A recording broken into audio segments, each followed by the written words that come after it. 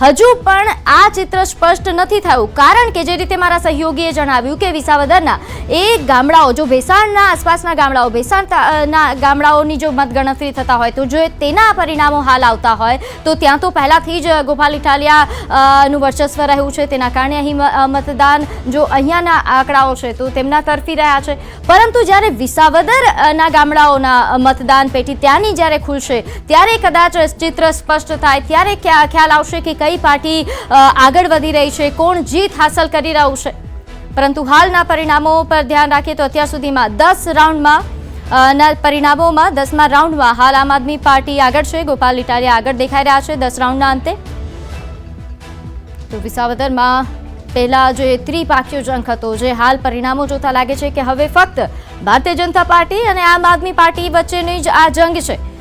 વિસાવદરમાં હાલ આ ખરાખરીના જંગના પરિણામો, હવે કિરીટ પટેલની લીડમાં જે ઘટાડો થયો છે 10 રાઉન્ડના અંતે, હાલ ફરીથી ભારતીય જનતા પાર્ટીના જે આંકડાઓ, જે મતદાન તેમને મળી રહ્યા હતા તેમાં ઘટાડો થયો છે. પરંતુ હજુ પણ અહીં ચિત્ર સ્પષ્ટ નથી. હજુ પણ બની શકે કે અહીં અને પાર્ટી પણ લીડ મેળવી શકે, કારણ કે હજુ ઘણા બધા એ ગામડાઓ છે, ઘણા બધા એ વિસ્તારો છે કે જેના મતગણતરીઓ જેની બાકી છે, જેના મત જ્યારે ખોલવામાં આવશે, ત્યારે જ્યારે પેટી ખુલશે ત્યારે ખબર પડશે.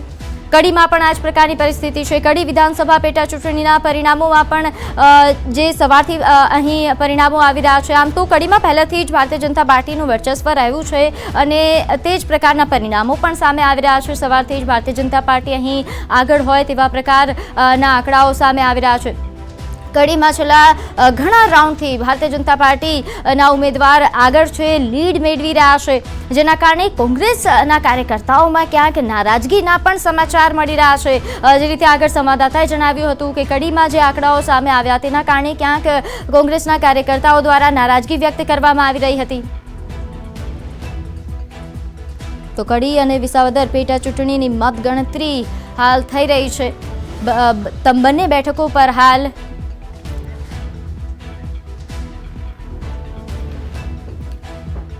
ત્યારે હાલ વિસાવદરમાં જે રોમાંચક પરિસ્થિતિ સર્જાય છે, જે વિસાવદરના જે આંકડાઓ સામે આવી રહ્યા છે તેને વિસ્તારથી, અહીંની જે રાજકારણની પરિસ્થિતિ છે તેને વિસ્તારથી સમજવા માટે મારી સાથે સંવાદદાતા અમાર જોડાઈ ગયા છે. અમાર, હાલ આંકડાઓ પણ પહેલા જણાવી દેશો કે વિસાવદરમાં અત્યારે કેટલા રાઉન્ડની ગણતરી થઈ ચૂકી છે, એ રાઉન્ડના અંતે કોણ આગળ?